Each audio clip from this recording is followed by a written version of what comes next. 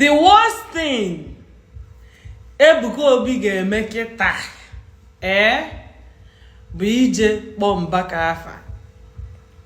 The worst thing ọ ga-eme kịta bụ ịkpọ Mbaka afa or ịkpọ any bigger man of God. Any man of God ọ ma na ọkịa ọkpọ ya afọ ya ha ata ya ka krakas.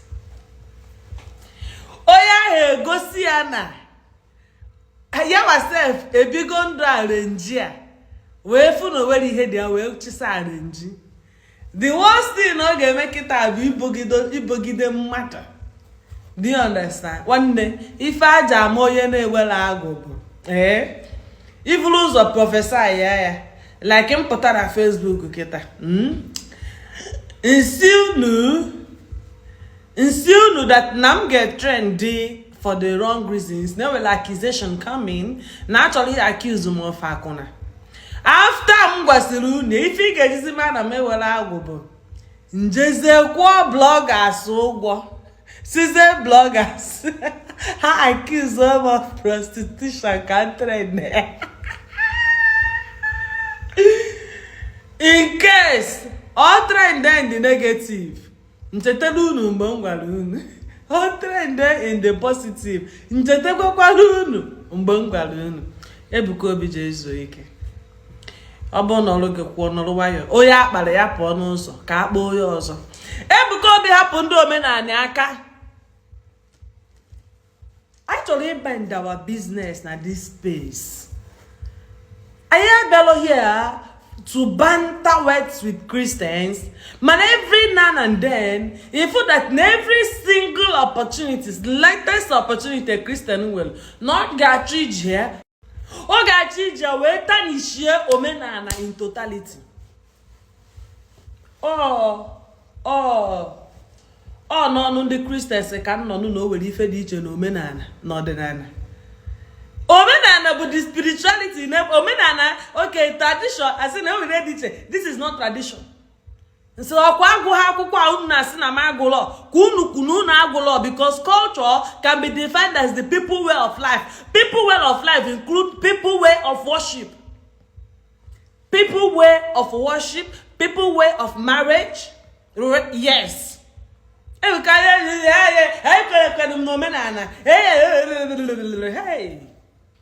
Hey. Christians leave traditionalists alone. I have forgot opportunity kita, but I actually town crackers. Arranging car no all cast to go carry me pico. Arranging car will no hero ejebakwa. Olu give back when the body mono je back. I turn a past the ass. I turn a man of God yes because he bomb mother So you get boogie with this thing right now. We broke pastor. Joe broke pastor under 100 followers. Quiet 10 million naira. That broke pastor get chest they get the arrest. That broke pastor got potassium no ya was die girl. Just quiet 10 million. No ya was die girl. Apparently there na social media na nkebezo kwa potagi ife. Broke pastor his weekend. Broke pastor no well ife back start again. Mana I kwere for ndị enyi na ha ga-egosi gị na ọkwụrụ adị akarị ekwere ịghọta ofewa Mbaka teri gị ọ ga-agwa gị datana ihe agwụshiri gị ọ dị nnọọ ka nwata chọrọ ịgba ọsọ agwụ ijeru ebe ị na-agba ọsọ agwụ some months 2 months 3 months One kpọkọrọ uche gị wee gwa gị na ịma gị ife madam gị na-alụ. One kpọkọrọ uche gị ya mgbe madam gị na-asị gị jee egote ihe ka emezo ihe a na-eme ka ezuo oke. Ya ime ha na gị jee egote ihe bụ na ewere ife achọrọ ka ịmara ya akparama. Achọrọ ka ewere ife ewere nnu a na-achọrọ ka ịmata itorubere ịma maka nnu a. And ị ga-ajụba ife nnu a na-alụ leta so arụpụ gị etu a ka Mbaka si wee n'ọlụ Ebuka Obi right now. Ọ kụrụ ada akarị ekwere.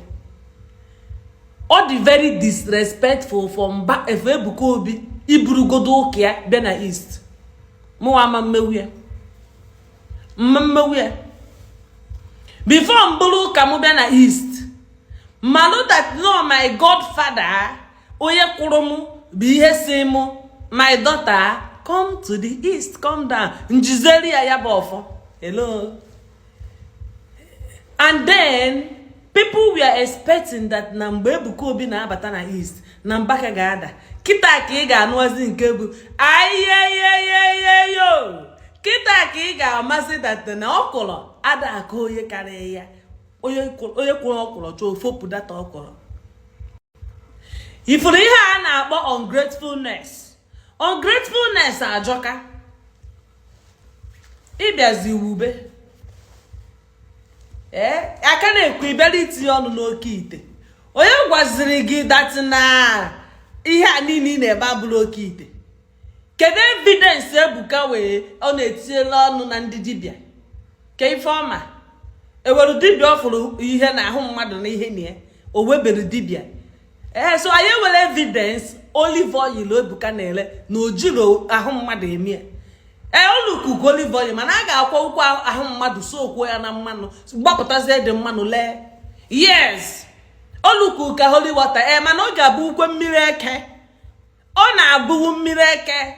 So what is the need for Christians to continue iti ọnụ n'ife banyere omenala? As long as they are living that standard of life, we will utilize every single opportunity we see to criticize them back to back. And listen, I barely ikwu una Russia, ashawoshi gbuo no no ebe. Adi me kirikwa video mmadụ welekwa ife m ji mmadụ kpọrọ in case ndị ga-abịa gbawuo kamera kịta ị download video m nchọrọ report page gị report em na-achọrọ mankiridi the video jụọ ndị mem mankiridi the video ewere ụdị superiority complex issue nwe that na men I avoid negativity. You understand? So my own is to pour my own on you and leave you there. Eba higa no na cho ka banta. I don't banter words with people. If I'm bubu, dibia why? I go the too much. All the too much. So una emebugia before. I believe una download the video. No jikwa we from ebe m na agba ashawo ebe wa. Mwana Ebuka Obi ka ọ na-agbaza ashawo ahụ na. Akwa sịrị nwata rụrụ ụlọ na ọ chọrọ ịnụ ya. Ya nụ m. Nọ gị. Digela aka sị ya ọ bụrụ na ọ bụla le njọ aka sị ya nwaanyị gba nkịtị. Ọ na-alụga ego tie na. Were ọsha wee return on Tenugu. Ị na-amala that na onye ọbụla unu ji mee nnukwu arrange unu kwesịrị ịgbanwere ọnọdụ. Lift your out from that state. Ebuka church ga-esogo. Emewo na alenji. Iwata church na ebini. Church, quote me anywhere. Church cannot succeed without arrange. Church cannot grow to thousands and thousands of followers. Ebuka na say that na ndị agba enu bụ ndị hard working people. Ndị a na-abịa enye testimony billions na church ha. Kedu mgbe ọ jụrụ ihe ha na-arụ? Kedu mgbe o investigate ihe ha na-arụ? Ọkwa akụ Zion na-eproduce mmanya na-aba n'anya ka Christian na-eproduce. Mana ọrụche na chọọchị gị sị kụwagodiri ya aka. The God of Ebuka Obi power. Ọ ihe anyị na-afụrụ unu. Ihe anyị fụrụ unu ehika. Onye nke bịara ụka gị the other day go moto ha many million. Ijukwara ihe ọ na-arụ ị na-asị na ihe eji mmadụ. The same thing, the same people. The only difference mfụrụ. I am talking about what I am seeing. The difference between Akwa Okuko and Ebuka Obi, name. The same okite this person is criticizing, the same okite that person is selling. Nothing you want to tell me. We are not there where they are producing the holy water. If we did not investigate it, we need to investigate it to the root. Ebuka needs to be arrested.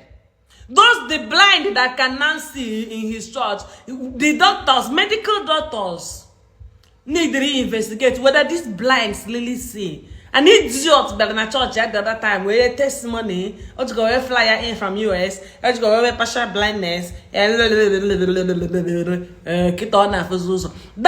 Reverend Sister Galije, na 100-day crusade. That Reverend Sister Jimbolo kita konojuro mpolo. Ebuka needs to be investigated. I wait to go the evidence now. That only what an arihon, and if not, Eboki ite kono. Quote me anywhere. We need to see evidence. And the kind of okite Ebuka Obi habo, you continue coming. Anna arrange this nonsense. Hannah arrange. You will bank on the testimonies and continue coming and coming and coming. Meanwhile, they know that olive oil is okite. They know that okite is just a slogan.